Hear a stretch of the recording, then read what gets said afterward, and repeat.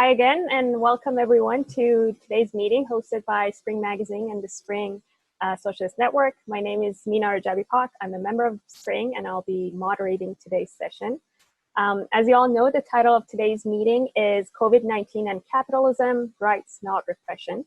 We have an amazing panel of speakers who would be introducing the topic and sharing their stories and analysis with us. And then we're hoping to have a broader conversation with all of you on this topic. But before we get things started, I would like to begin by a land acknowledgement. Now I know this is going to be a little bit challenging. There are folks joining our meeting today from across the Turtle Island. But what I'm going to do is offer a land acknowledgement from the place where I am and from where we're broadcasting this meeting. But I would also like to encourage all of you to think through and consider the land where you are in right now and from where you are joining this meeting. We acknowledge that the land where we are broadcasting is and has been for thousands of years the traditional land of the Haudenosaunee, Anishinaabeg, the Huron-Wendat, the Seneca, and most recently the Mississaugas of the Credit River. This territory is the subject of the Dish with One Spoon Wampum Wet Covenant, an agreement between the Iroquois Confederacy and the Ojibwe and allied nations to peaceably share and care for the resources around the Great Lakes.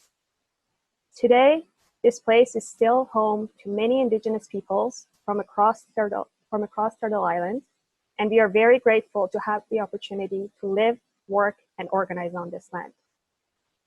And as we continue to do our organizing work during this pandemic, we will commit to building awareness and building active solidarity with Indigenous peoples across these lands. So before we go to our speakers and I introduce them, I just wanted to offer a couple of logistical points. I know that some of us have now turned into expert Zoomers, if that's a word. But for those of you who might be new to this platform and to this software, just a couple of quick things to say that if you cannot see the Zoom menu bar, just move the mouse cursor to the bottom of your screen and you should be able to see a pop-up menu. At the bottom left of the screen, you will be able to see the mute and video buttons. For the purpose of this meeting, upon entering, all of you have been muted, and we will be, I as the host will be unmuting anyone when it's their turn to speak. This is just to make sure that any kind of background noise is limited throughout the meeting. As you can see, a lot of folks have been sharing their video already. It's an option offered through this meeting, but it's definitely not a requirement. So feel free to click on that video screen, on that video button anytime throughout the meeting if you want to turn your camera on or off. Towards the middle of the bottom of your screen, you will also see the participants button. If you click on that, you will be able on the right side of your screen to see a full list of who is at the meeting today. And then if you click on the chat button, you will be also able to, there's a chat section popping up. Throughout the meeting, you'll be able to contribute using that chat section. The default for the chat is that any messages you type in would go out to everyone. So if at any point you want to message me directly or message anyone else who's part of this meeting, make sure that you click on that drop-down menu and change the audience for your message. But I would like to encourage everyone that throughout the meeting to participate in the chat, to ask questions, answer other people's questions, or share any thoughts or contributions. It's highly encouraged. I would also just ask everyone to be mindful and to be respectful of one another. Another thing to quickly mention is that we are recording today's meeting/webinar, and after the meeting, the recorded session will be available through Spring's website and social media. Just one other quick thing to say that we will have our speakers each address each share their remarks for about 7 to 8 minutes. And after that, we'll have about an hour of discussion. At that point, once our speakers have spoken, I will explain a little bit about how that discussion is going to be moderated and how you can all participate. I think that's all for me to say right now. So without further ado, I'm going to be introducing our speakers. We have four wonderful speakers today. As I said, after they finish their remarks, there will be plenty of time for discussion and contribution.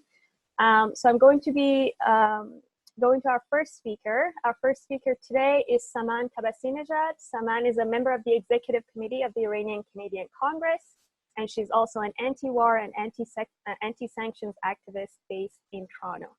So I'm going to unmute you, Saman, and the virtual floor is yours.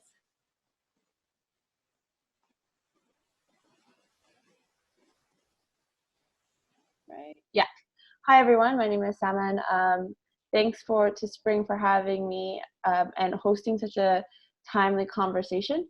I know we all have been following, of course, the COVID-19 crisis all over the world, all around the world, and here in Canada. But some of you might not know how it's affecting countries like Iran. A few weeks ago, I guess over a month ago, Iran was one of the first countries hit outside of China with a record number of positive COVID-19 cases. And early on, I think it kind of made headlines because so many of the parliamentarians and those in power actually were diagnosed. But it's interesting that we're seeing that happening all around the world as well. So I'm here to talk today about how this crisis is acutely affecting Iran, particularly because of the illegal U.S. sanctions that are placed on Iran. For those who do not know, Iran has been under illegal sanctions from the Trump administration for the last 3 years. So the record, I guess the historic Obama deal, the JCPOA deal, was dismantled illegally by the Trump administration. And then so Iran has been facing crippling sanctions for the last few years. And beyond just this particular crisis, it has targeted its medical and the medical industry. So folks cannot get access to cancer treatment and different types of medicines that need to be imported. But the COVID-19 crisis has clearly exacerbated the situation, and Iran has been, and many of its allies, of its particular allies, but also the EU and other signatories of the nuclear deal, have been asking the U.S. government to lift sanctions because the sanctions don't allow Iran to import tests, to import masks, to import anything like sanitizer. I know folks who live in Europe or Canada, the United States, and that want to purchase hand sanitizer and send it to Iran and aren't able to because of sanctions. So these sanctions are, they don't discriminate against what materials that are coming in, and a lot of the times they really are affecting everyday people and their access to healthcare. So beyond just like not having access to tests, Iran, like many other countries, are struggling because they don't have enough ICU beds and ventilators. But unlike, for instance, maybe the UK or France or Spain or Italy or Canada, Iran cannot buy ventilators because of the sanctions imposed on the central bank in 2019. So it can't buy the ventilators, it can't buy the hand sanitizers, it can't buy a lot of the intensive care equipment that it needs without the support of the IMF or the WHO or the World Health Organization, the EU. So this humanitarian trade is very, very encumbered by it. And there's some stark numbers that have come out for Iran in terms of the COVID-19 crisis. So they are estimating by the end of the situation, there was one estimate as high as 3 million people. So 3 million people are being killed by a crisis that is disproportionately affecting certain countries because of their lack of access to medical care. It's no longer that this kind of myth that we are starting to build for ourselves that this disease is affecting everyone equally, right? It's a great equalizer. It isn't here in Canada. It is disproportionately affecting like poor and racialized communities here, and also abroad, who's at the front lines there. So if there is an instance in which 3 million people are killed because largely due to the fact that they have lack of access to ventilators and ICU beds because of the sanctions, then it is a nearly, I would say, a genocide, right? It's genocidal if we do not allow certain countries, certain communities to import. It's not just negligence, it's actually, I think, much more severe than that. So I'm sure you guys heard that on Friday, I think it was on Friday, the days kind of blur together, but Trump announced that he was going to put restrictions on the company 3M. For those who aren't aware, 3M is a company that manufactures and sells masks and other kind of medical equipment, not only to the States, but to Canada and parts of Central America and around the world. They actually have companies, plants here. I know they have one in London. And Trump announced that and has been urging 3M to not be able to sell it to Canada, like these masks that we need to Canada. And obviously Trudeau and other leaders were upset, and people were upset because our healthcare is now on the line, right? Because of sanctions that the Trump administration is imposing on us, if that does happen.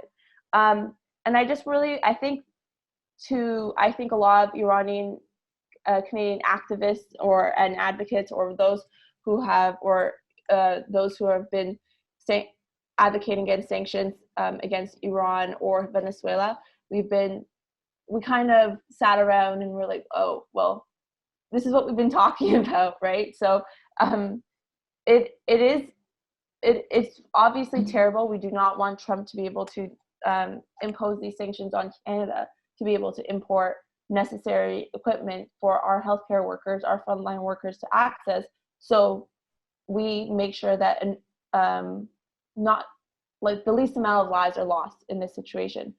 However, how can we say that when as Canada, as Canadians, as Chrystia Freeland, as Trudeau are definitely silent when it comes to issues on the sanctions placed on Iran, and you can even say on Venezuela as well.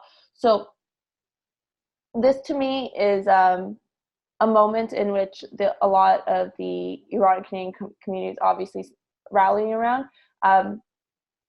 If Trudeau and Canadians stay silent on this issue, it doesn't even have to be that Canada has to send over money. They have to just say that Iran should not be discriminated against. Iranians should not be discriminated against in their access to healthcare. Then we are maybe in 10 years when we find out 3 million people were killed by a virus that and in Iran that death rate was 5% higher than in Canada or other parts of the world, then there's some blame to be put. There's some culpability in that sense. So what I really want to say here today is that there is a responsibility. Of course, we're not in the United States. I know there are amazing campaigns right now organized by progressives in the U.S. to contact their Congress, their members of Congress in the Senate to pass legislation to suspend the sanctions for at least for the time being to provide some immediate relief. But Canada cannot stay silent, right? Of course, there's a lot of things that are going on here. We obviously are dealing with such a huge crisis, how it's affecting us in Canada. But after the in January when we saw that over, I think, so the hundreds of people Iranian Canadians who were killed in the plane crash, we know that there are 300,000 Iranian Canadians here in Canada. There are 700 Iranian Canadians stuck in Iran right now who haven't been able to return back home because they were caught in the midst of the crisis. We know that if Canada stays silent, it is not only an international disgrace, but it is betraying Iranian Canadians who are living here in Canada, who have family in Iran, who also might be in Iran right now, who are under threat of a virus in such a greater way because of the discrimination currently. So really what I want to say is, of course, what's going on in Iran right now, and how the US and Trump are really using Iran, and they're kind of still escalating towards war for some reason. Well, we know the reason. They just don't want to accept any sort of blame for what's going on in the States right now, since they have their healthcare infrastructure is really falling apart, right? They want to distract from domestic issues. But that being said, if as more and more Iranians die in Iran, more and more people don't have access to healthcare because of international policies that Canada either explicitly or implicitly supports, we will have, quote unquote, like blood on our hands. We have to take action. And that's why I think this conversation that's being facilitated by Spring is so important at the moment, because we are seeing like the worst of what government can do in a situation like this, and the best, right? There's an opportunity to kind of redefine what the role of government is on a domestic and international scale. We already are seeing that the systems in which we relied on are faltering. So I think what we can do now is really push forward and start reimagining what coming together is. What does it mean to live in a global society where we recognize that someone's humanity is our own humanity, that we kind of break away from this toxic nationalism and maybe go towards more of a global way of thinking about each other, since all of us are so connected. One of the things about this pandemic is that it does know borders in the same way that perhaps in the past we could probably sanction off a country, pretend it doesn't exist, bomb it, and then kind of control a certain narrative. Right now we see that our health is very much tied to those other vulnerable people, both here in Canada domestically and abroad. So I really think that this, despite how terrible everything right now is, a lot of the crises we are facing now, a lot of these crises are coming to a boil, and we can either kind of meet the crisis and address it and demand change, or we can dig our heels in, which is what Trump administration is doing right now, or Trudeau is doing right now, where they are kind of ignoring the situation, and it's really not the time. And we have to realize that humanity is really at stake. I don't want to take up too much time, and there is this thing when you talk on Zoom with a group of people, you can't really gauge time and response in the same way. But thank you for letting me have a chance to speak. For those who are interested more to learn, please reach out. I would love to send some resources over to you guys.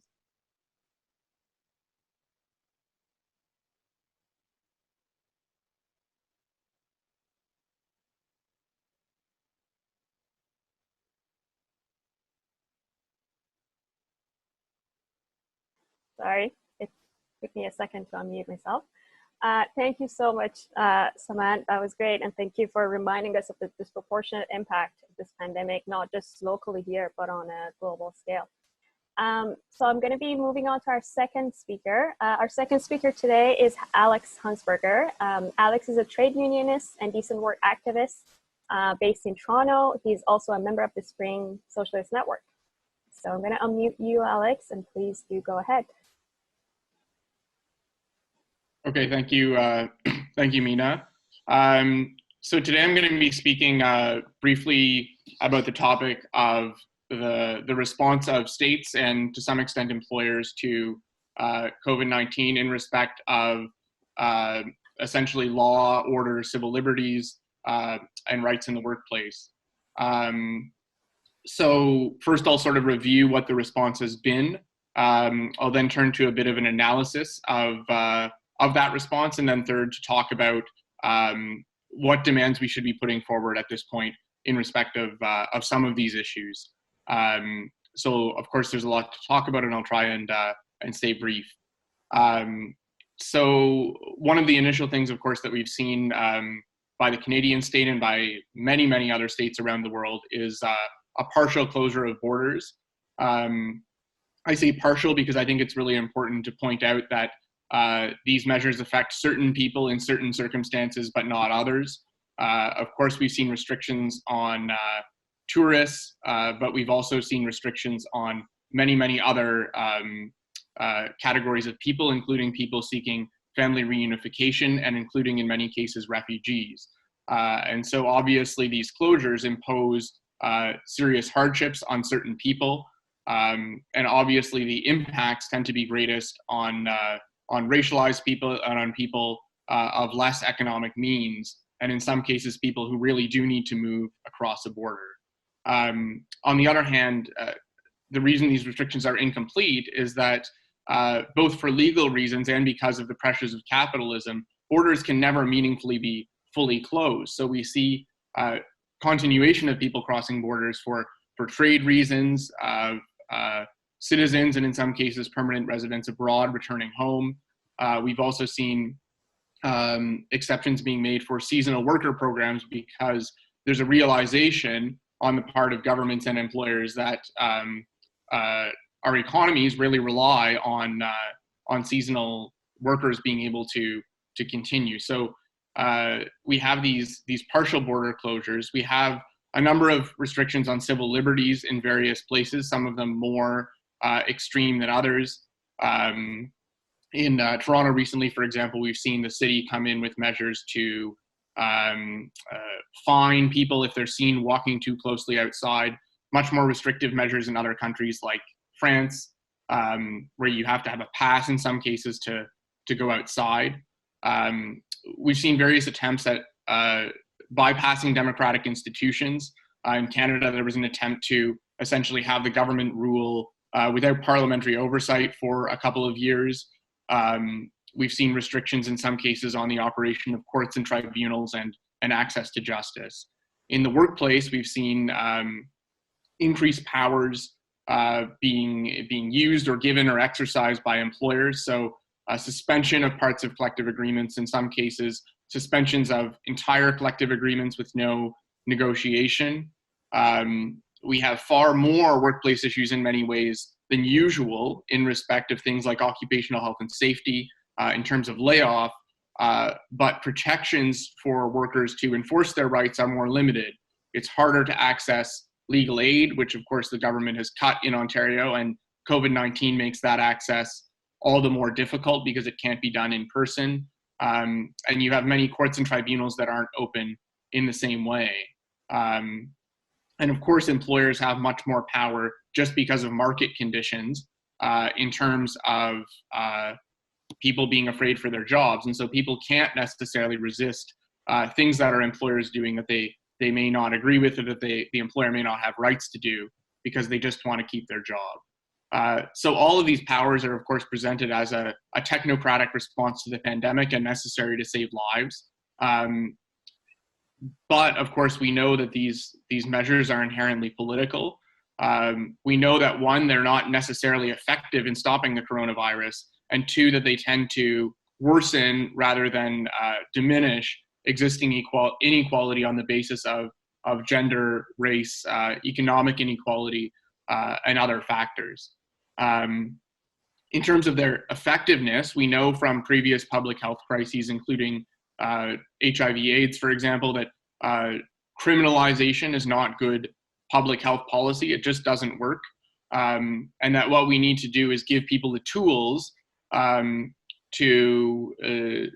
protect their public health. So that means ramping up testing capacity. It means ensuring that there are no barriers to people getting healthcare free of charge, regardless of their immigration status, regardless of things like language. It means ensuring supports for housing, that people are safely and stably and affordably housed, providing paid sick days at work, providing accessible income support to everyone who needs it, ensuring that workplace rights like occupational health and safety are enforced, and additional measures like delivering food to people who may be sick, who may not have someone to do that for them. Things like handing people large fines for being outside tend not to be particularly effective. We know that our pre-COVID justice system tends to be harshest on those with the least power and most generous to those with the most power. So we know, for example, lots and lots of money is spent on minor criminal offenses, while regulatory law in areas like occupational health and safety is not nearly as strict as it needs to be, and resources are not put into it. We see this only being accentuated in the time of COVID, where employers are simply being urged to do the right thing. We don't see more enforcement of occupational health and safety, of employment standards. It's sort of just encouraging employers to do the right thing. On the other hand, we see escalated police intervention, even the reintroduction of carding, or some would argue the continuation of carding, which we know has disproportionate impacts on racialized people and on people of the least economic means. So in terms of what we should be demanding at this point, I think we need measures that put the burden of response on institutional actors, things like paid sick days, like mass affordable housing, mass income support, enforcement of our workplace laws and rights, and more resources there. We don't need expanded state and employer powers. We need a response, but we can't simply suspend our democratic institutions in a time of crisis and restrict access to justice. We need more legal aid. We need more ability of workers to enforce their rights. And we need to focus state capacity on giving people the tools they need rather than punishing them. And finally, we need to focus on combating the racism and xenophobia that has been, we've seen as a part of the response to this crisis. We, of course, saw Donald Trump saying everything is fine because we've shut the border, which was a complete absurdity, where we knew the US had widespread community transmission and wasn't dealing with it. To underline what Saman was saying, it's clear that we've never more needed an internationalist vision, both on a practical basis, because we know that this disease knows no borders and affects people across the spectrum in terms of geography, income, that kind of thing, but disproportionately hurts people with the least economic and social power. We also need an internationalist response from a political perspective, because we're at a moment of crisis. We could see a whole range of outcomes from this, and we need a strong and united working class response to demand the most humane outcome that improves on the previous status quo, rather than worsening it and going in a direction that we've seen, unfortunately, of xenophobia, of racism, and of widening inequality. So I'll leave it at there for now. Look forward to the discussion. Thank you so much, Alex. That was a whole lot in 7 minutes. So I'm gonna go to our third speaker now. Our third speaker today is Samuel Nithiananthan. Sam is an organizer with People's Defense and a leader in Toronto's Tamil community, and he's also an activist in the student and labor movements. He's gonna be talking to us a little bit about the impact of this pandemic on some of the communities in Toronto and the work that his organization has been doing in responding. I'm going to unmute you, Sam, and please go ahead. Hi, everybody. Can you hear me? Yes. Okay. My internet's not the greatest right now. I'm out and about, and I might have to jump off. There's a bit of organizing going on today, so just let me know if I'm getting cut, or sorry, I'm cutting in and out. Okay. So just a quick little bit about what we do. I'm from an organization called People's Defense. We're an organization of kids from neighborhoods like the one that we're organizing in, now in our 20s and 30s, working class immigrants.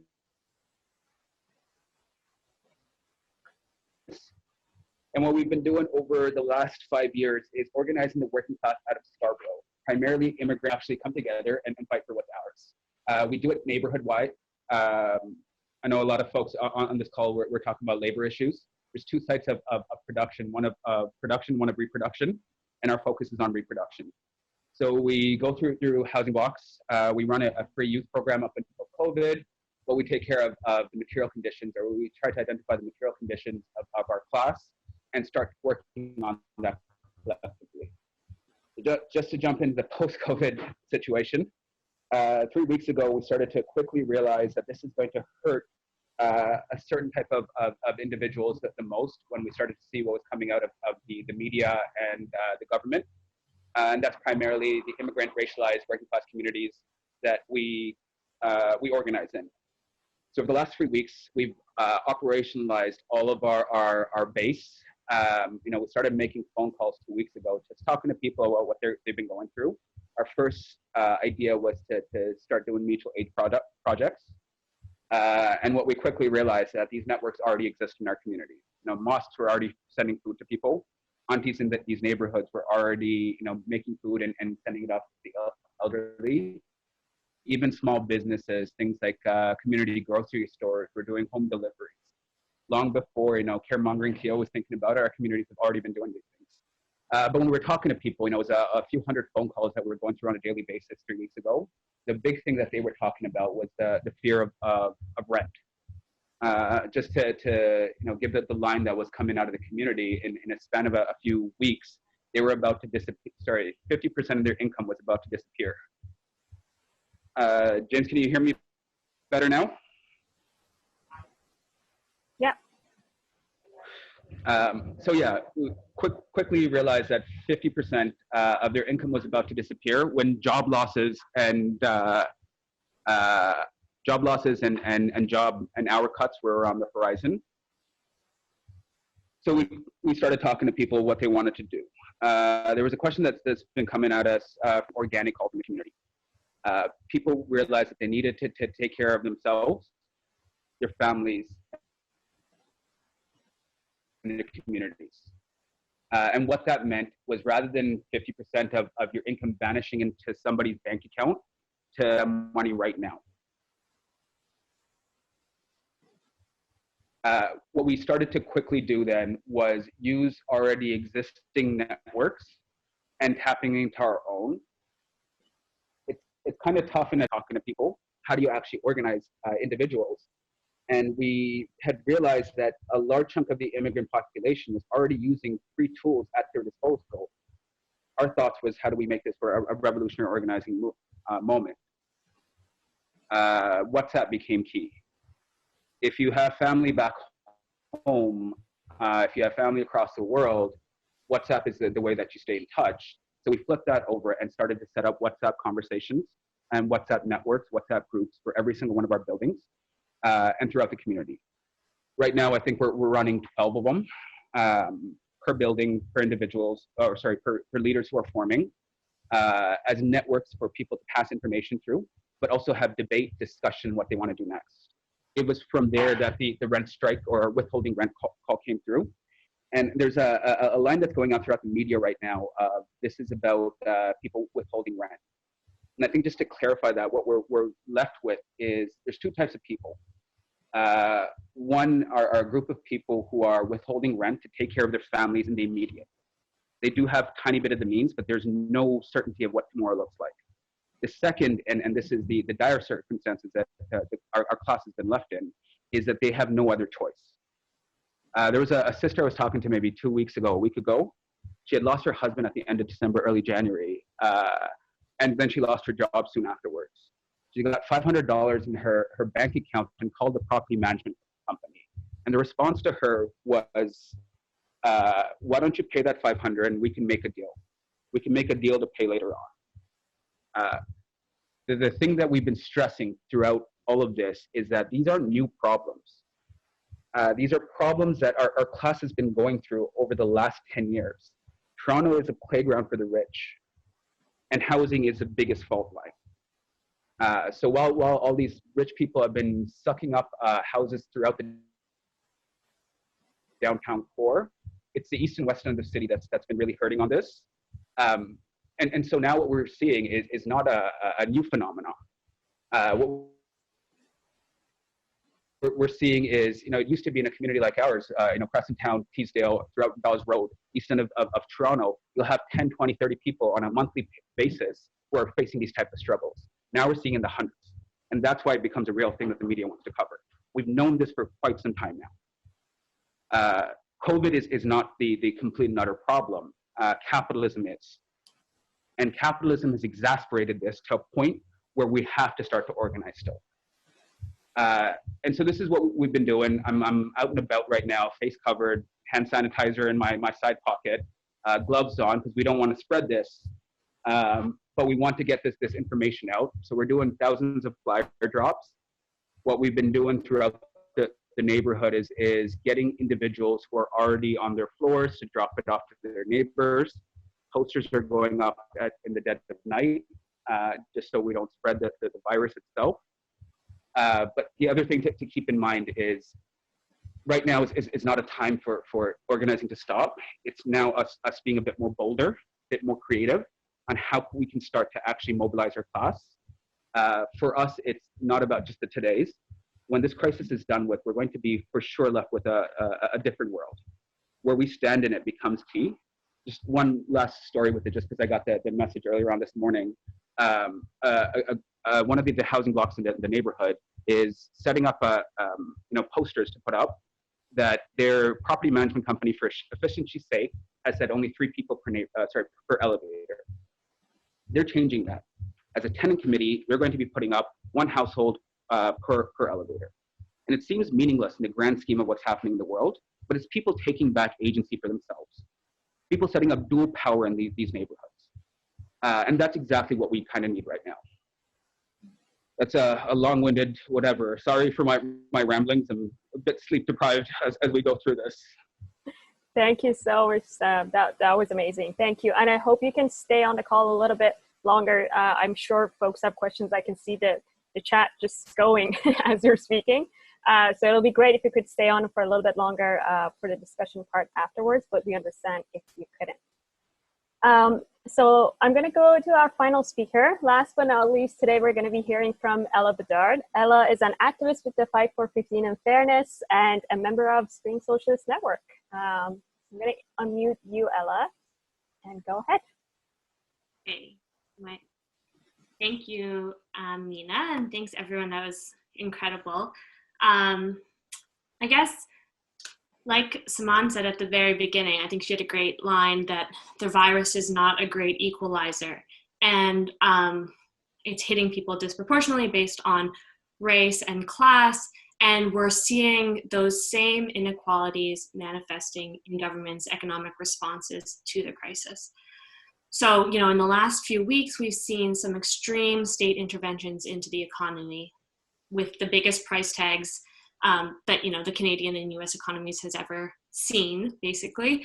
But we're also seeing that in a lot of cases that money is not being used to support workers and individuals who are already bearing the brunt of this crisis and keeping us going in this crucial moment. So rather, it's being used to prop up capitalism in the hopes that once we can leave our houses, everything will return to business as usual. And as Sam just said, I think it's our job to, at this moment, demand that governments put people before profit in state responses to COVID-19. And that means, among other things, demanding economic justice for everyone. So just briefly, how has the Canadian government responded in this moment? We've seen some benefits for individuals. There's the Canadian Emergency Response Benefit, which offers for eligible applicants $2,000 a month. And I'd say thanks largely to the push of advocates like the Workers' Action Centre and the Fight for 15, we've seen that benefit made more generous and accessible than the employment insurance programs and what was initially on offer from the government. So that's one thing, but we've seen a lot more money going towards businesses, huge injections of money in the forms of tax deferments, oil and gas bailouts, and wage subsidies. So for example, this week it was announced 75% wage subsidy that could cost the government between $70 and $80 billion. And as far as we know, for now, there's very few strings attached. And so, large corporations are going to have access to that money. There's nothing so far that we know that would require companies to make up the 25% wage difference. So the government can subsidize 75%, but the employer is not responsible for paying that extra 25% of wages. No requirement that they, that companies who receive the subsidy hold off on layoffs of some employees while receiving the subsidy. So there's, we're not, and sort of no strings to say that those companies should be offering paid sick days to their workers and those sorts of things that we should have seen off the hop to help prevent and mitigate this public health crisis. And then we're also seeing direct bailouts to particular industries. So for example, the oil and gas industry is going to get multi-million-dollar bailout. And that's an industry that was facing big problems before COVID. And now the government may just hand over them billions of dollars without ensuring that that money actually helps prevent job loss or doesn't just go to line investor pockets. And, if we were thinking with our long-term hats on right now, we would be maybe considering using this opportunity to help transition away from an oil-based economy, thinking about nationalizing those industries or kickstarting a green economy instead of propping up a dying industry that we want to see us move away from in the first place. So I have felt very moved in the last couple of days by the sense of camaraderie in the world right now. And I certainly, I'm sure we all have felt that at different points in time, but I think we need to be wary of governments and businesses who say, we're all in this together, when what they really mean is we need you working people to eat this crisis for us. So problems that existed before this crisis hit, and I think all the other speakers have really hit on this as well, they have shaped the way that we've been hit by this particular economic crisis. So, the Fight for 15 and Fairness campaign, we've been talking about precarious work for a long time, about the stagnation of wages and the rise of the gig economy. And when COVID-19 hit, those problems really came to the fore and came on people's radars in a way that, it just couldn't be ignored. Because on the one hand, you have these workers who are now deemed essential in this economy, grocery store workers, warehouse workers, and they are working under the same shit conditions that they were working before for, minimum wage. And now they have all these added health and safety issues at work that aren't being addressed. So there's those workers on the one hand, and then on the other hand, we also have millions of people. I think 2 million people, have applied for EI in Canada over the last 3 weeks. But a large portion of those don't have access to EI. And if they do have access to EI, the so-called lucky ones, EI is 55% of your income. If you're a minimum wage worker, that's equivalent of $7 an hour. That's just simply not enough to live on. So I think we need to harness this opportunity to say, we don't want to go back to business as usual. We want to do better. We need to demand that more wealth be delivered directly to workers now, but also in the long term. And we need to ensure that working people and social programs don't bear the brunt of this disaster. So towards that end, I think we need to resist allowing this crisis to be used as a cover for exacerbating the austerity measures that kind of got us into this mess in the first place. And I've been talking about EI a lot because I think it's a good example. Employment insurance is a very good example of this. So like the employment insurance program was born from the Great Depression, and it was designed to stabilize the economy in just this kind of a moment of crisis. But over successive austerity governments, we've seen, the government used to contribute to EI. They've stopped doing that and started skimming off the top of the coffers that were kept for EI to pay for other things, so that over time, the benefits have become stingier and stingier and harder to access for people. And so when a crisis hit like this, we sort of kind of realize, oh shit, this umbrella that we've been saving for rainy days is full of holes, and it can't do what we need it to do. And we need to hold government accountable for that, especially in this moment. And instead of allowing governments to say, oh well, this social safety net tool that we had isn't doing the job, we might as well discard it. We need to say, no, this is our time to expand and improve on that social safety net so that it's actually working for us. I think with the bailouts we've seen, capital is going to be pushing its agenda in this moment. And so we really need to push ours.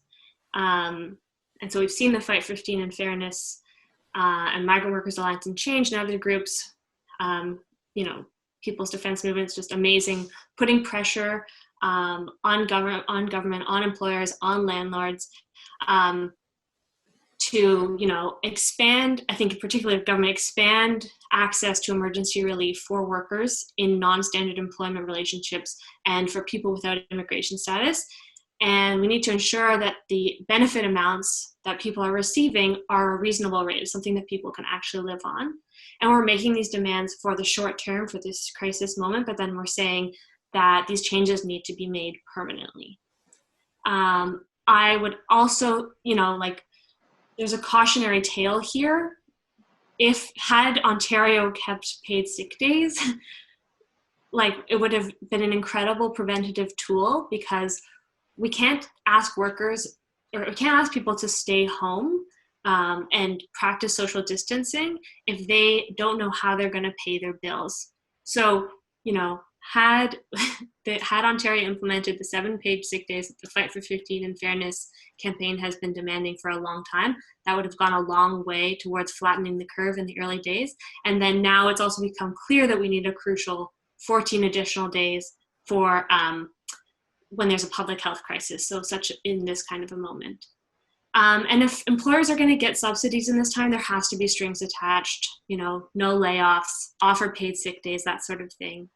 And so I think, just to wrap up, how do we win these things? I think we support campaigns like the Fight for 15 and Fairness, like the People's Defense.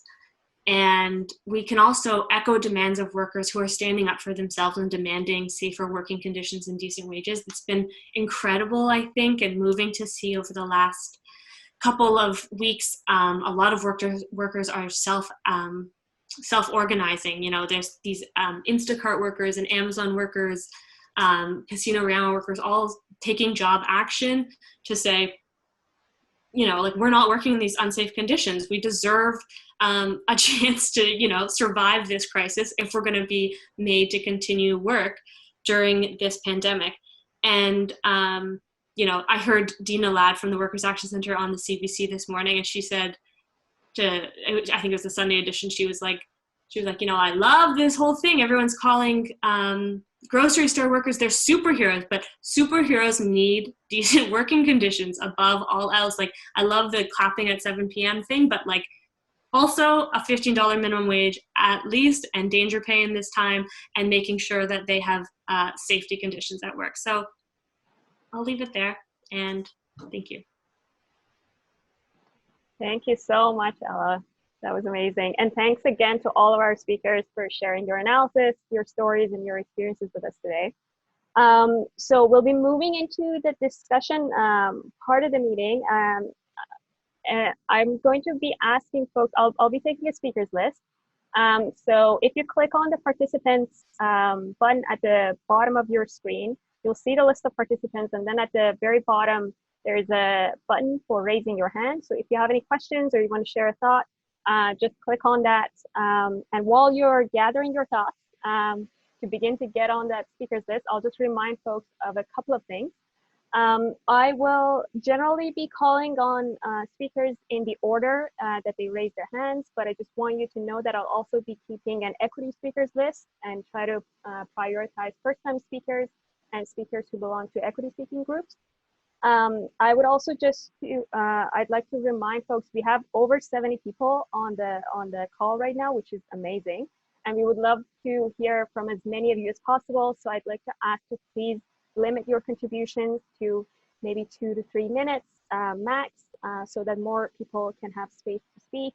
And on that, I would also like to encourage those of us who tend to speak a little bit less to move into the speakers list and to share your thoughts, and ask those of us who are usually a little bit more comfortable speaking to be mindful and to take a step back when needed, and to offer more space for other voices to be heard.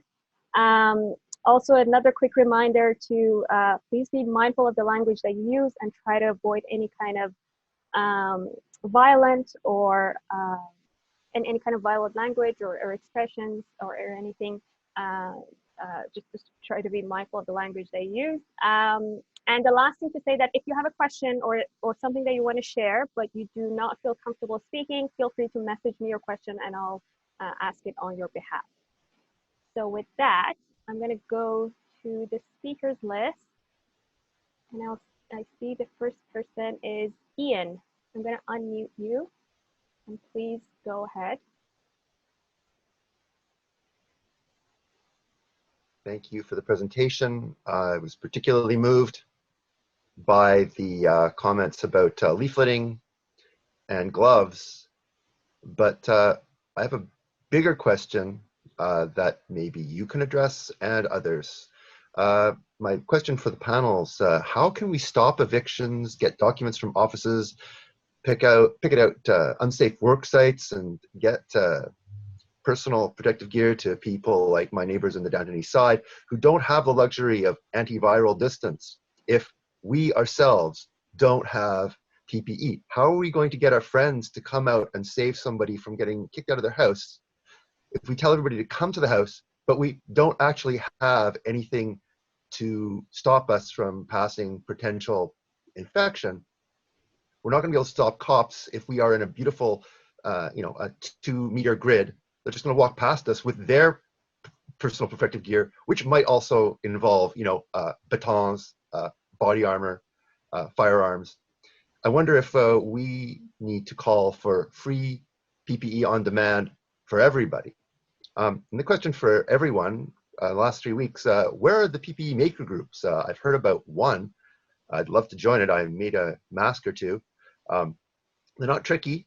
And also, which union to have or successfully organized workplace or maker spaces so they start building PPE. We probably all heard about the Tunisian sisters who just decided to occupy their plant and bang out, I forget what, masks or gowns.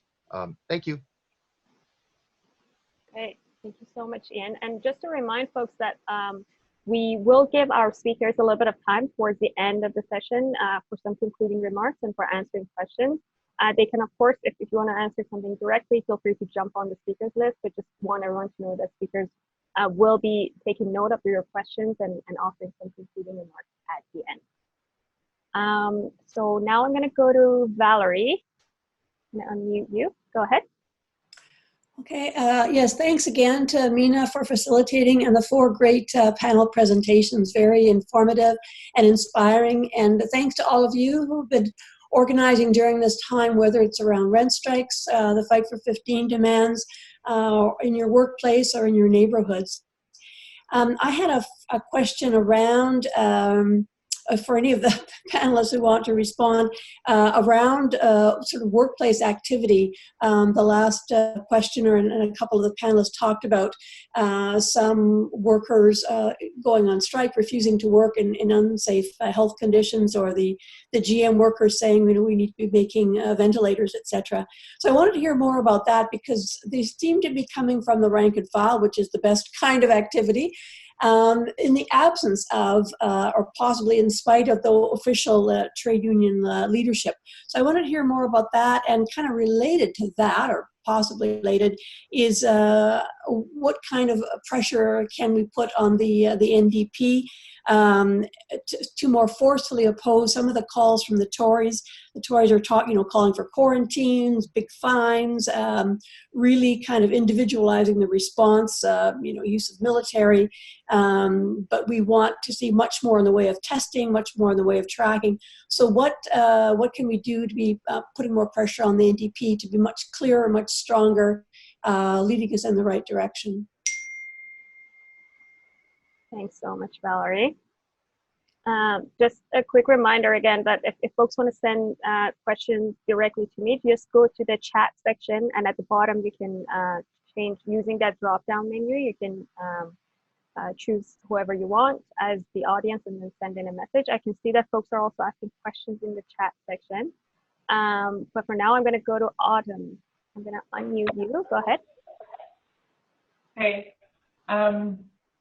So I really like what Alex had mentioned about the importance of like an internationalist response to this. And like not only does this situation lend really well to an internationalist response, but it very much so necessitates one. But I'm wondering if what folks think like concretely like a working class internationalist approach to this might look like. That's all. Okay. Thanks so much, Autumn. Next, I'm going to go to Ilham. Ilham, go ahead. Can you hear me? Yes, I can. All right. Yeah, first of all, I would like to thank you for this great webinar. And I just want to mention one point about the Canada emergency response regarding the EI. There is according to this new EI, which offers like 2,000 or so, which is 500 per week.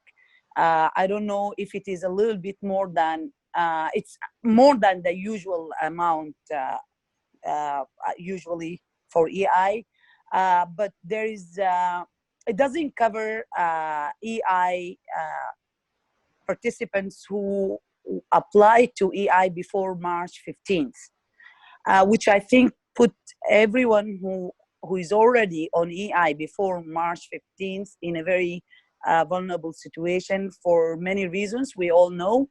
The most important one is that no one is hiring, basically. Very few people, I mean, occupations are hiring, and they are hiring in really, as you know, in extremely very bad conditions. So I believe that this group of EI participants before March 15th are really in a very vulnerable situation, because we all know that the amount offered is almost like sometimes less than 55% of the actual, and you can imagine for a minimum wage worker how much is this 55% would be. So I was just wondering if we could do something regarding that, because it's a huge sector of people who are being just put under the shadow, and no one is paying attention to it. Being in this sector, like employment sector, I'm just working from home like everyone, and I see how people are suffering with this very little amount receiving. I mean, people who are EI participant before March 15th. So I think if we could do something to raise attention or awareness about them, that would be great. Thank you. Thank you so much, Ilham. Am I correct that Maureen, did you also want to be on the list? You just nod. No? Okay, maybe I got that wrong. I'm next going to go to Sharu. Go ahead. Hi, And can everyone hear me? if I mispronounced any name. No, you did great. Thank you. And thank you everyone for the amazing presentations that you made. Very insightful. My question is about the impact of the crisis and response efforts on women and gender minorities. This is like an aspect of a lens that I have not really seen being applied by at least some of the Canadian-based activism and organizing that's going on in response to the crisis.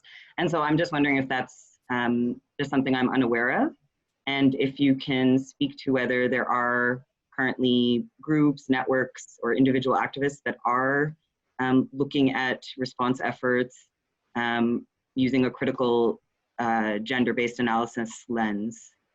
Thank you. Thank you so much, Sharu. Next, I'm going to go to Pam. Right? Go ahead. Thank you. Well, maybe I'll take up that question from Sharu, and it's exactly right. Like when people talk about how things affect the population generally, it's not taking into consideration the specifics. And Elham's point about the people who were receiving EI before March 15th, it's exactly an example. And so at the Workers' Action Center, we really are trying to take our perspectives from people who are most vulnerable. And so just again to reiterate, we've got people without social insurance numbers, people who are undocumented, people, international students, for example, who don't yet have a social insurance number, who are really concerned about how they're going to be able to survive and work. So, and there's no dedicated stream right now of funding to support those folks. So many groups are just trying to fundraise to help some of the most immediate needs, but it's a huge problem. But on the question of employment insurance, we know that people, racialized workers, women workers, newcomer workers, workers with disabilities are all overrepresented in part-time and precarious work. So they're most likely to be on the front lines, keeping us alive right now, ironically, and yet have some of the least, almost no social safety net, no benefits, no paid sick days, and so forth. And even on a good day, just in terms of what Ella was saying about EI, on a good normal year, women, only about 30% of unemployed women receive employment insurance benefits. So that is a staggering figure, and it shows how important it is that we, try to think through how we're going to improve employment insurance. But in the immediate situation now, I do think the question of income security and rights on the job are important. And I'll just say, even though I've been with 15 and Fairness for a few years now, the absolute friggin' horror of how precarious employment is so lethal, I'm shocked. I scarcely couldn't believe it to think that there are healthcare workers that have no paid sick days, nurses that don't have any paid sick days. And then to make matters worse, and maybe Alex, you can elaborate on this, but I just learned there are workers without workers' comp because there's all these exemptions of workplaces where employers don't have to pay WSIB contributions. So you literally have people with no paid sick days, no benefits, and no access to workers' compensation. And guess what? They're all workers of color, they're all newcomers, they're all women, et cetera, et cetera, et cetera. And so, yeah, it feels very urgent to me that about how we raise our voices and how we are amplifying these very questions about how these kinds of questions affect us disproportionately. And so I really do appreciate you raising those points, and I'll be keen for the respondents to talk about that. Oh, and last thing, just about access to language. One of the things the Workers' Action Center is calling for is dedicated phone lines, not just a 1-800 number where people can wait for 6 hours to get a staff person, but dedicated lines in multiple languages so that people who don't speak English or French as a first language have access to the information they need. So there's just all these things that affect people so differently, and I think it's really important that we try to build our strategies that are going to raise up these things. Okay, thank you so much, Pam. Next, I'm going to be calling on Amrita. I'm just gonna find you and unmute, and then you can go ahead. Hi there, my name's Amrita. I'm a nurse. I work in a long-term care home in Burnaby, BC. I just wanted to share a little bit of my experience, especially because I think Pam was recommending that I share some of it. The care home that I work at, there's 99% of the healthcare workers are women, and the same 99% are probably women of color as well. And a lot of them are casual. There are, of course, regular full-time employees, but a lot of them are casual employees, and we don't really, it's not a unionized workplace. We don't get, if you don't get benefits if you're not a regular employee. I am regular and working full-time, but, and I had sick leave, but I was off for 2 weeks in March, and they said, oh, you ran out of sick days, so you can apply for EI. And I was like, okay. But we have been trying to conserve our supplies as much as possible for the last few days, or for the last few weeks, actually. But I was working yesterday on Saturday, and I was counting the number of masks that we have, and I realized we only have about 5 days of supply left for all of our healthcare staff, for our care staff. And we have a box for the front desk admin employees, and we have one box for the kitchen dining staff and the housekeeping. But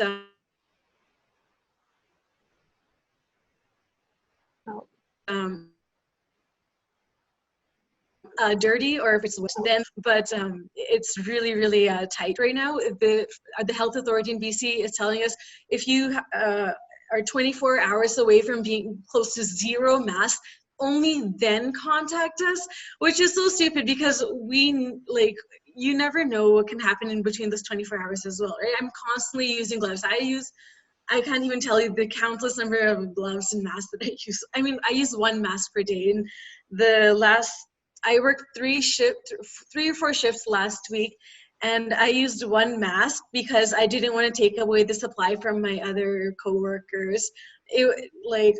Anyways, so that's what's going on there. If you're not unionized, and I don't know, so someone was saying, BC has put people under the collective agreement, even if you're a casual or part-time. I don't know anything about that. I have not gotten a notice about that, and I would expect to be notified about that if I was, but maybe it's coming out, who knows.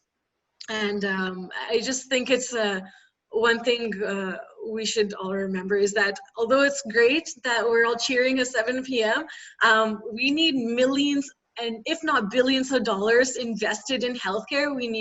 We have always needed new MRI machines, but and other types of CT, whatever it is. But we also need supplies. We need more funding given to the employers so they can pass it on in terms of sick benefits and whatever, vision care, whatever that is, right? But I appreciate the solidarity, but it's nothing to me. No offense to everybody who does it. It's great, thank you for supporting, but it means nothing to me if I don't have the money to be able to go off work without money and pay my rent. But anyways, thanks everybody.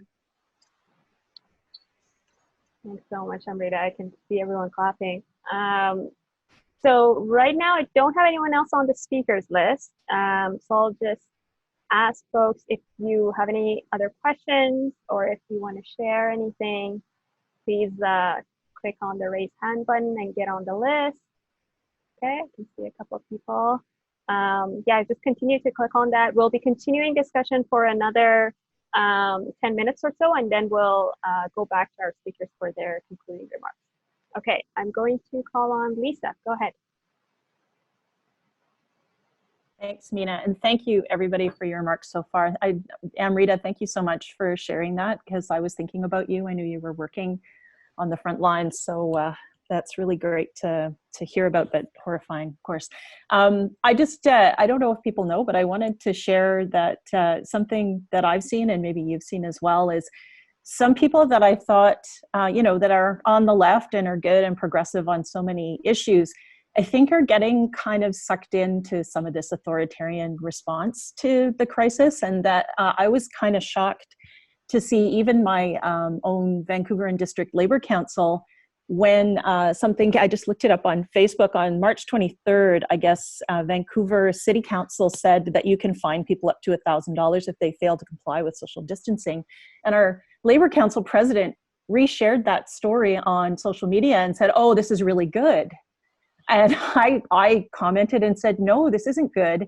You know, I would hope the Labor Council would be pointing out things like the fact that construction sites are still continuing in BC, and I'm sure they are across Canada.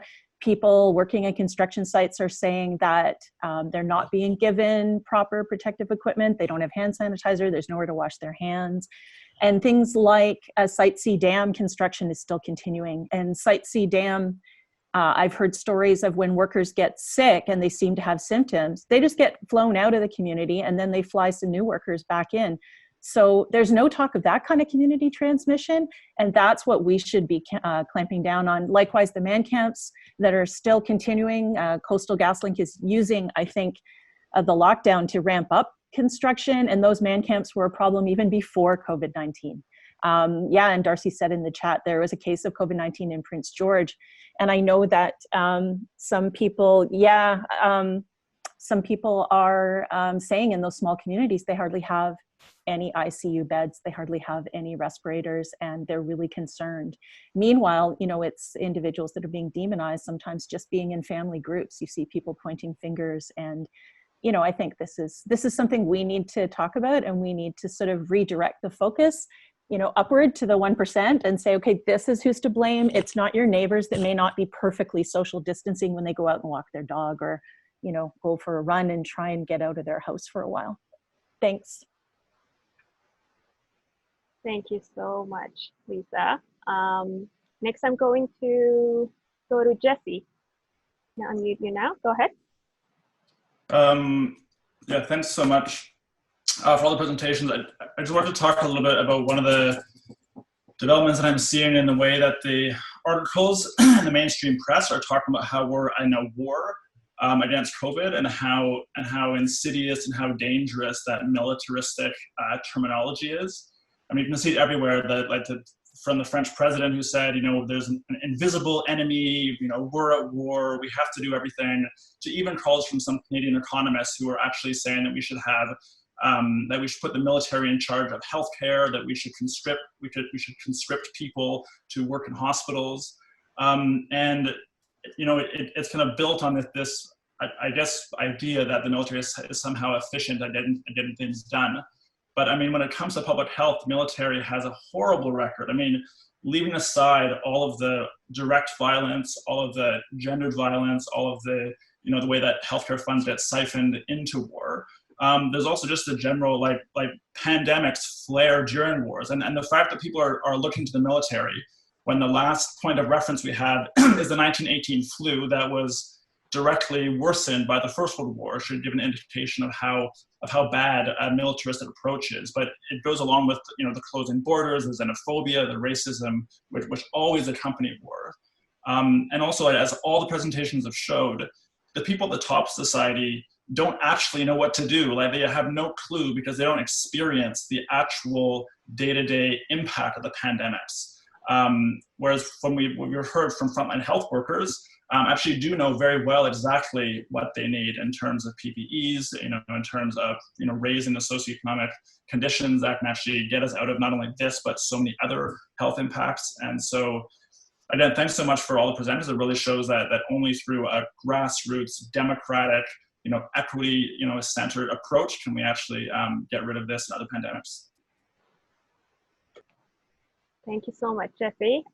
So I'm going to have a last call for speakers. If you want to speak or share any questions, any thoughts, please get on the speakers list now.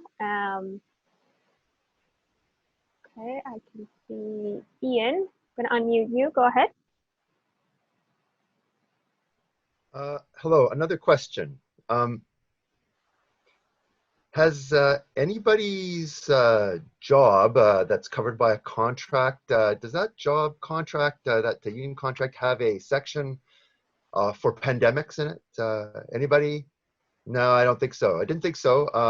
We probably have a health and safety. No, we don't have that either. We have WorkSafe or workers' comp, and that takes forever, and that never works. And who's going to come and inspect your workplace? Nobody. My point here is this. How many people are covered? How many people are covered by a contract? No, I'll rephrase that. I'm sorry. How many people have been consulted by their union, if they're in a union, about how they will be renegotiating sections of the contract to deal with the pandemic. I know that at my workplace, my job description has been suspended. I only work a day and a half out of every 2. I think we lost you there, Ian. Can't hear anything. Ian, are you still on the call? Okay, I think maybe something came up. Okay, so I don't see any other speakers on the list right now. So I'm going to move to giving the floor to our speakers for their concluding remarks. Thanks everyone for your participation in this excellent discussion. And I apologize if I tried to call on anyone who had raised their hands. I know that some people had some difficulty with it. So my apologies if you wanted to speak, but you didn't get a chance. We will be having a lot more of these events, so there will be time for continued discussion and conversation. But before I give our speakers a chance to wrap up, I just wanted to make a couple of quick announcements. We have a few spring events coming up. We would love to have you folks join. We have another webinar on April 19th, focused on the healthcare response. So the event is titled Healthcare Crisis, Why Workers' Rights Are Key to Confronting COVID-19. This is on April 19th, so please mark your calendars. We also have a reading group on April 10th from 7 to 9 p.m., very much relevant to some of the things we were discussing today. The reading group is on, it's an online reading group on the economy, the pandemic, and the state. You can find information about both events on our social media and on the Spring website. So please make sure to check us out on any of our social media platforms. Also, generally, if you have not yet done so, please visit the Spring magazine's website, springmag.ca. That's springmag.ca. You can subscribe to receive our newsletters and our emails by going to the bottom of the website and clicking on the subscribe button.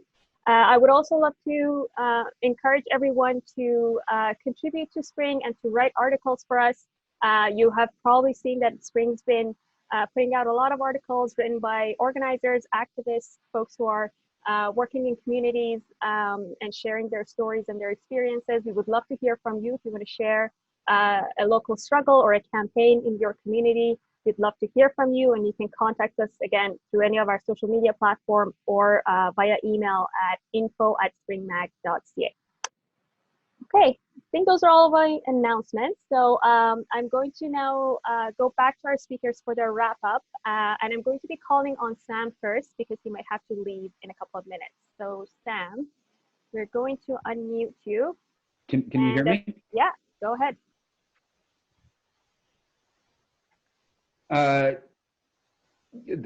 Forgive me, I don't have a pen on me to write down a few of the questions that was asked. So let me try to cover as many of them as possible.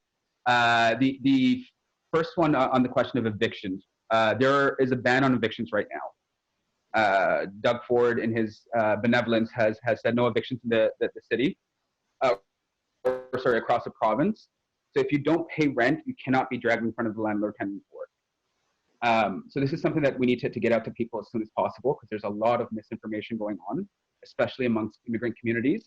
There's something weird that we've been noticing while we have these discussions with people of this thing of, at the end of every month, at the beginning of a new month, we're so automatically trained to give up our income.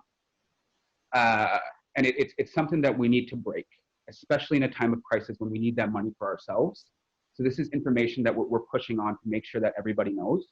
But there's no legislation that's been passed on it. This is something to keep in mind for when you are talking to people about evictions. But right now, you cannot be in front of the landlord-tenant board. But to connect this question, like us as an organization, don't take on just the housing issue. We know it's a fault line, but we look at the wide.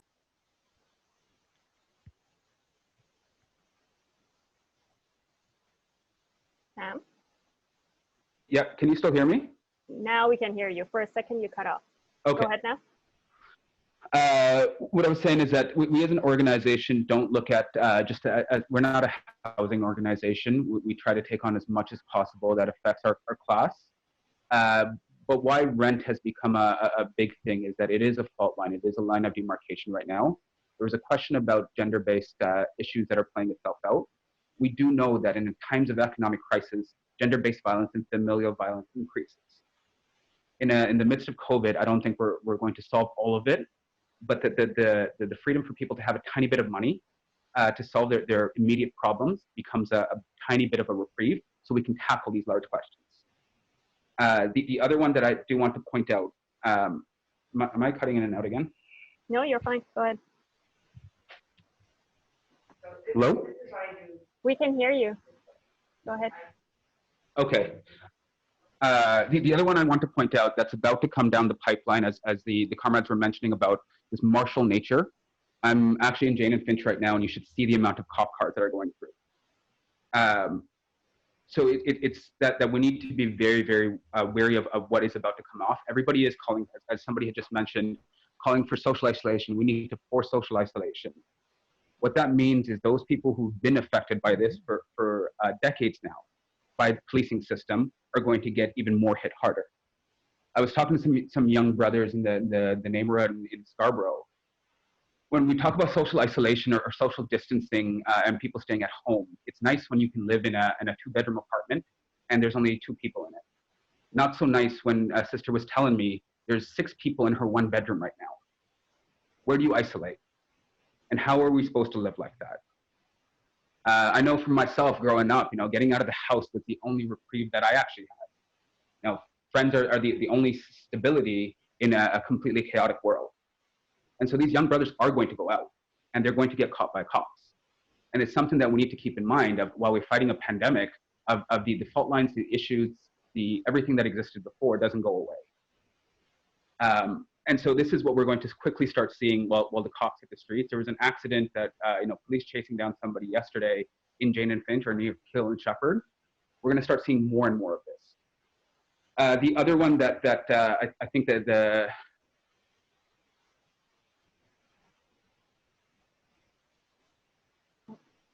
Sam, did we lose you? Hello, Sam? Getting 3 hours a week, so that they can still, Timmy's can still keep on operating. People are still going out of their houses, not because they want to, because it's a necessity. And the last thing on it and they're doing it for the actual money that they really need right now. The last thing on it to keep in mind with everything that's playing itself out is people. The working class is going to get hit hardest on this because we do not have the safety nets. While we wait for the government to move, we're running as an organization on 24-hour clocks because people have tons of questions. While we wait for the government to move, one of the things that we're doing in the immediate, as Pam was saying, it's a brilliant initiative from Workers' Action Center, force the government to run these Serb and EI things in multiple different languages. We've already made that move. Our tutors from our youth program, who are multiracial and multi-ethnic and speak multiple languages, are making the phone calls to people and saying, we'll walk you through it. The rich and the upper classes have solidified themselves in their own little nice fortifications. Our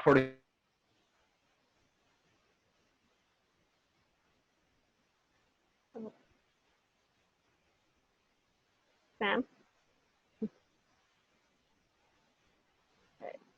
Cutting off again. Sam? Yep, can you hear me? Yeah, you cut off again for a sec, but we can hear you now. I was just saying that there's that old adage of when white America gets sick, Black America is about to get pneumonia. The working class is going to die at some point. They're expecting 80,000 with 3,000 to 6,000 deaths. One of these apartment blocks is 25 high, 25 across. One person gets it, it's a fire. And that's what we're dealing with. We need to get people money in their hands immediately. We need to get people protection. We need to make sure that non-essential workplaces are shut down. And that means that their material interest right now needs to be taken care of. We need to get food into people's hands. Well, mutual aid is not an importance right now. Come May 1st, it's going to be. Money is running out, time is running out. And the most racialized, the most vulnerable communities, the working people, black, brown, white, are going to get hit the hardest. And we just need to be aware of that. Okay, thank you so much, Sam. We really appreciate you. Oh, sorry. It was great. We really appreciate you joining us today in the midst of all that you're doing. Thank you so much. And I would reiterate the sentiment that I'm seeing in the chat section that this all would be a great article for Spring. So we'll be in touch with you. Thank you so much. So now I'm going to go to Saman for her concluding remarks. Just going to unmute you and go ahead. Okay, thank you. I really want to thank the other speakers and all the attendees. There's been a lot of great discussion, and I'm going to contain my remarks, I guess, just to the kind of international aspect of it. And I did want to touch on what someone said about militaristic language being used with regards to our response to COVID-19.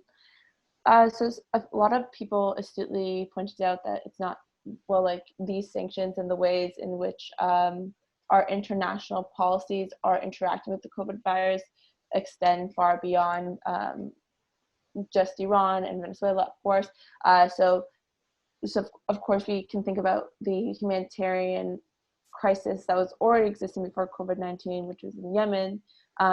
Yemen has been under siege for so long and has been experiencing war. And what does COVID-19 look like when you already are experiencing mass amounts of starvation and also military action? So there is also a responsibility on the international front for Saudi Arabia to stop bombing Yemen, and the U.S. to stop assisting them in that.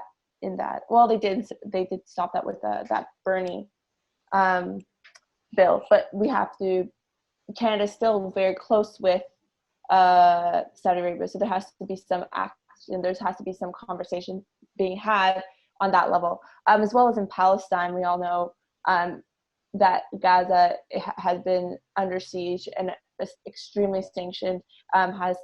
People have to are stuck in a very small, dense area with lack of resources and infrastructure, health infrastructure, and also clean water. And our international response has to take these people into account. We can't just sort of have this, if the situation is too complicated, we can't address it, because in times of crisis, repressive governments and governments that are clearly enacting some very discriminatory apartheid policies are going to feel emboldened. They're not going to, I don't think anyone really believes that any of these countries think that they're going to, I don't think anyone really believes that Saudi Arabia cares or will send in humanitarian aid or health aid, medical aid to Yemen to make sure that they don't die from COVID-19, but do die from bombs. Like, I don't think that's, like, just to put it very crassly, I don't think that the current crisis in Palestine and in Gaza with regards to not having clean water or access to food or access to other kinds of medical resources will, like this Israeli state and Netanyahu will now be like, well, now we want to help and send out aid and respond responsibly to the COVID-19 crisis now that's going into Gaza. Rather, they might actually strategically turn a blind eye because those lives actually are impeding on certain kind of state interests, and that we can see that here as well in Canada with how Canada treats Indigenous nations and their access to clean water and access to food sustainability and a myriad of other things. So I think that's something important to keep in mind, both as we think about situations abroad in Yemen, in Palestine, in Syria, in Iran, in Venezuela. Someone said Cuba as well, but Cuba, I think, has a pretty robust healthcare system from what I've been reading, and they've been doing great in helping other countries. And actually, Chrystia Freeland has denied an indigenous nation their access to Cuban aid workers who offer to come and help.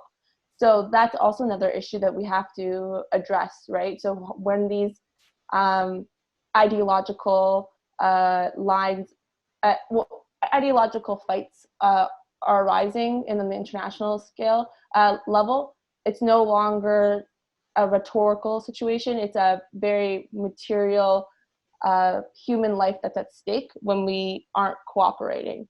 And there is obviously a stake that the Canadian government had and Chrystia Freeland had in a neoliberal project. However, as we are constituents of them, or we have to somehow hold the Canadian government accountable, we need to make sure that they can't use those excuses that Cuba is a communist nation, we can't interact with them for whatever reason, we can't accept their aid, as being unacceptable. And I think that's really important. We have to be pushing back on these very outdated, already discriminatory frameworks of thinking that justify and legitimize very, very detrimental and deadly neoliberal policies. Beyond just that, I do want to address something someone said about the militaristic language that's being used around COVID-19, because it's something I've been thinking about a lot. And to me, when we start using militaristic language like that, we will actually then, COVID-19 doesn't become like a medical sort of situation that will respond or like a problem. It becomes, we've kind of made it, we personified it.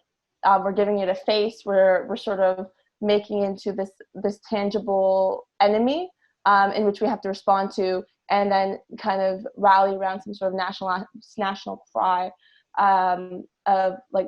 of solidarity or whatever you want to say. And I think it is very dangerous. I completely agree. I think it was Jesse who mentioned that. And it's not only to say that the military is dangerous and militarizing these situations is dangerous, but I also think that it does a disservice to the kind of work that needs to be done to make sure that next time, if we do have a crisis like this, that we are actually equipped to respond to it. Our systems now, it's clear that the military-industrial system, the capitalist system, this sort of research extractive system, this lack of this way in which we think about labor are not conducive to respond to crises. They don't. They actually are crises in themselves. And then when we are faced with a threat that's kind of, I would say, faced with a medical kind of threat, we can't respond to it because we've stripped our social safety net. We've greatly weakened our healthcare system. We also weaken labor rights, et cetera, and we don't have any way in which we're responding to them. And then when we start thinking about things like in a militaristic way, not only are we personifying it, we also are making it sound like if we have a certain degree of force, right? And that kind of militaristic thinking and language, lends itself to these kind of extreme policing that we already are seeing here in Toronto today and across Canada, where they have these crazy fines. When I walked around outside, I saw way more police presence than I usually do. And it's because we're making it seem like the enemy are people, rather than that the enemy, there is no, if you want to, I don't like to think about medical situations as the enemy in that way. I don't think that's conducive. So we have a problem that is that is medical in some ways, right? We need to find a vaccine for it. But the other problems are capitalism and this kind of labor extractive model of our economy, and this like productivity and at no cost. I don't want to take up too much time, but yeah, that's just a couple of words I want to say. So pushing back against definitely militaristic ways of thinking about the virus is, I think, extremely dangerous. Sam already has mentioned how policing can disproportionately affect a lot of Black and Brown communities that are already disproportionately targeted by policing efforts. And also it's not actually conducive to keeping anyone safe. Most likely whoever you're gonna find for $5,000 doesn't have $5,000 to pay. How are they gonna collect that? Will they have to go stand and wait in line at court? Like, none of this makes sense. If we want to sort of create, like, if we really want people to stay at home, we would, someone already said this, shut down construction sites, because I've seen construction workers work all week, like I've been working from home, but those folks can't, and they can't practice social distancing. But why do we need to be investing? Why do we need the construction of condo towers in Toronto and not? But that's okay. We can allow them not to physically distance because it like reaps some sort of benefit to very wealthy developers, but folks who are walking on a sidewalk or sitting in a group in a park are penalized $5,000 a head. Anyways, that's what I'd like to say, and thank you for having me. Thank you so much, Saman. Thank you. I'm going to go to Alex next. We're going to unmute you for your final thoughts. Okay. Thank you. And thank you so much to all the other speakers and all the questions and comments. It's a really great discussion. For the sake of time, I won't have a chance to touch on every single one, but I wanted to respond very quickly to a couple points that were raised. One point that was raised was around using a gender-based lens in our analysis and in shaping our demands. And I think this is something that's very, very important. We know that the burden of care work, and this came up in the discussion a bit, just wanted to underline it, is both gendered and racialized very strongly. And so that means that, that's something that we need to keep in mind when we're talking about interventions in the workplace, when we're talking about income support programs, and when we're talking about social programs. And those are all things that obviously we need to be focusing on now in this time of emergency, but also in terms of shaping our longer term demands moving forward. Questions around concretizing internationalism. I think we need to absolutely be focusing on giving priority to refugees and other people who need to cross borders and removing restrictions. We need to be supporting people regardless of what their status is and regardless of where they are anywhere in the world. And that also means moving resources around to people where they are. So sharing resources to areas where they're most needed rather than a nationalistic response that we're seeing in some places. We need to support countries that are going to be disproportionately hit in the global south that have fewer resources to combat the pandemic. Again, this is not the time to be focusing on sort of inward-looking responses, and we need to prioritize human need over intellectual property rights and other issues that are coming up in terms of the response. We should not be prioritizing profits over human need. Comments that came up around under-inclusion of benefits. Very important points around EI and the need to ensure that people that applied before March 15th are properly supported, but also moving forward, making sure that we're focusing on how do we reform EI, which was a broken system going into this, so that it covers more workers and supports more workers more fully.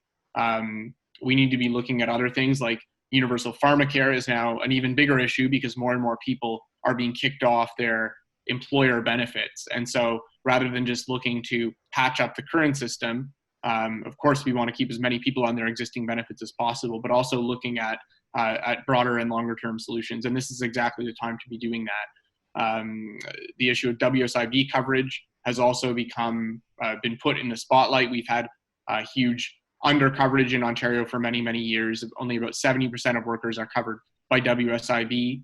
And if you're not covered, it means that you have to sue your employer to get benefits in many cases, which is something that is difficult for workers to do as opposed to filing a claim. And we need to enhance the ability of workers to make claims without having to go through excessive amounts of red tape in order to get those claims approved. And those are longstanding issues that we need to work on. And so I guess what I really want to underscore is we need to say yes to doing more to support people, and particularly people that are most vulnerable and most in need in this crisis.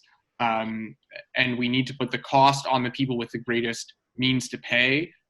So we need to do that immediately, but we need to focus on connecting this to how do we lay the groundwork for a better world coming out of this, because we had social benefit systems and workplaces and a justice system that were in crisis and that were contributing to horrendous levels of inequality in wealth and in power coming into this. And we need to use this moment not to entrench the status quo, or even to say that we get some nice exceptions to the status quo and then go back after it.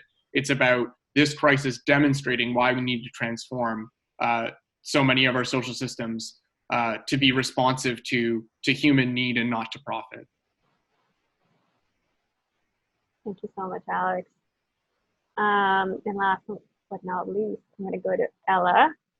I'm going to unmute you. And go ahead.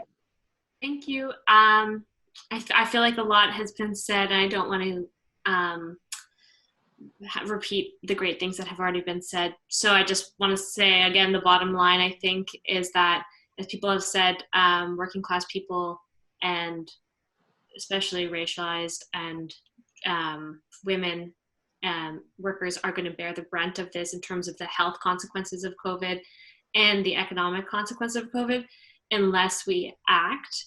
And, that can seem like a really big and difficult problem to solve, especially from the insides of our homes. And I want to just encourage people to take a breath, and bite off a chunk that you feel like you can chew.